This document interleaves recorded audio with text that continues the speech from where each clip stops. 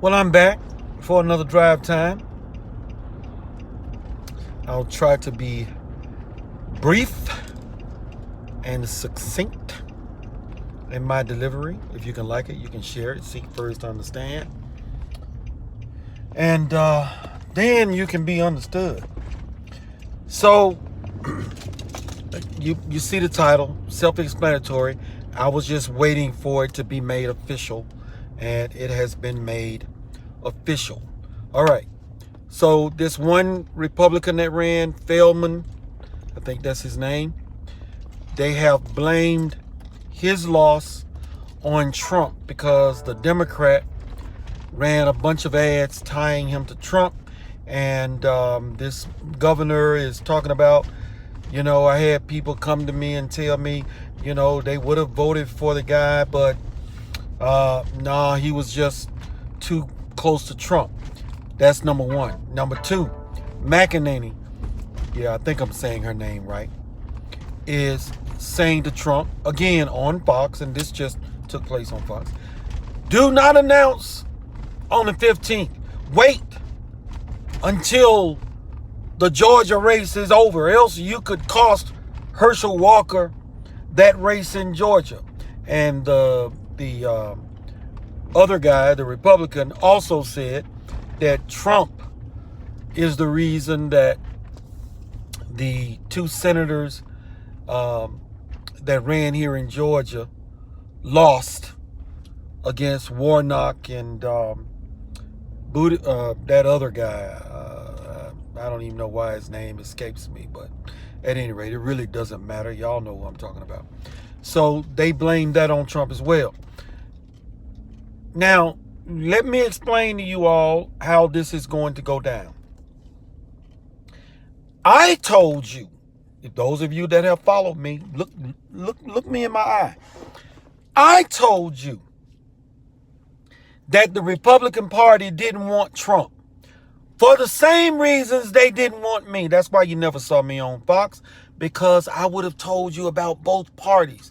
Now, even though Trump was still kind of in the pocket, he didn't come out with the rhino talk until we got close to the 2020 election. Then he started talking about rhinos. But I've been telling you about rhinos since 2014, and that the GOP doesn't give a damn about us. I even commissioned a graphic. I call it the Circle of Luke. No matter who wins, we still lose, whether it's a Democrat or a Republican. Now, I'm going to break this down, and then I'm going to be done. You can do with it what you want to. We should have the House. Okay? We were 209 seats to 188 or whatever the case may be, but we should come out with the House. Hopefully, we'll get the Senate, but this ain't the first time we have had majorities. I'm not even going to repeat all of that history, going back to where under Bush, we had both the House and the Senate and the White House, and even, you got to be kidding me. Oh, I'm sorry. Hopefully it'll stay. And even with Trump, when he first got elected, we had both houses and 45 Republicans quit. So maybe it'll stay. It keeps dropping out. If it drops out again, I'm done, and I'm not even going. If it drops out again and does not come back, I'm not even going to worry about it. I'll try and finish it. If we have the House and the Senate, what should happen is Biden should be a lame duck. None of his agenda, his or any Republicans, none of their agenda should pass. If it does, we are getting screwed by the rhinos. And of course, you will see spending pass. That is going to happen. I'm not going to break that down for you, but it's going to happen. But their Green Deal, the Build Back Better, all of that should be dead in the water. All right? And if it's not, you will remember Grayson told you here. Let me end this call because I'm not going to that event. All right. What else? Biden should be a lame duck. All right. That's point number one coming out the gate. If we get both houses, none of his agenda should get passed. I know I'm repeating myself, just in case I got cut off and you didn't hear it before. Next, you're going to see a whole bunch of investigations. It's going to be Benghazi and the emails all over again. But nobody is going to go to jail. Nothing is going to happen except the rhinos are going to pretend that they are working for you for these 2 years. And they will still work behind the scenes to ensure that Trump does not run. Do you understand what I'm saying? They don't want Trump back in D.C., period.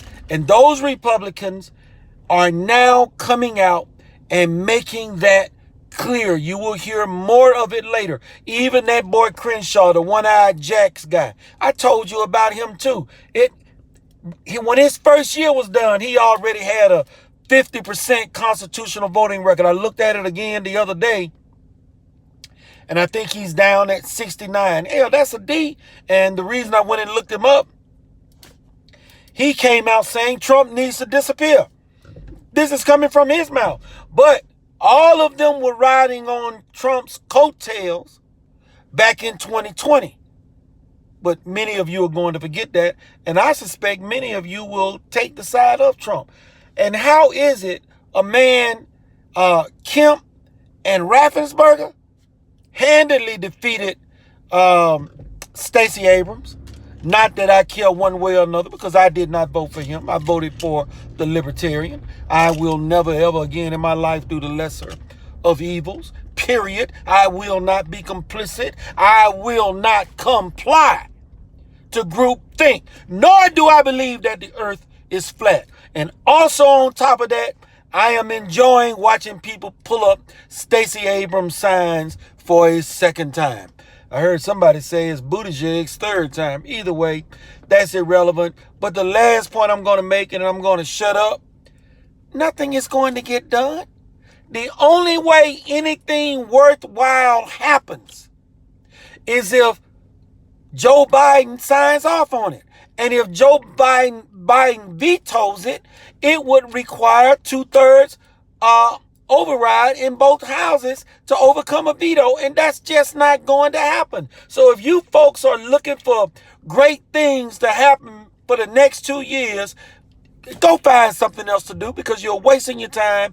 Nothing is going to happen but a bunch of investigations, and nobody will go to jail, including Hunter. And they're going to tell you, let us win the White House in 2024. And of course, we're going to do it for you. Yeah, just like they did in 2016. A bunch of bullshit. T-Mod out, drive time. Till next time.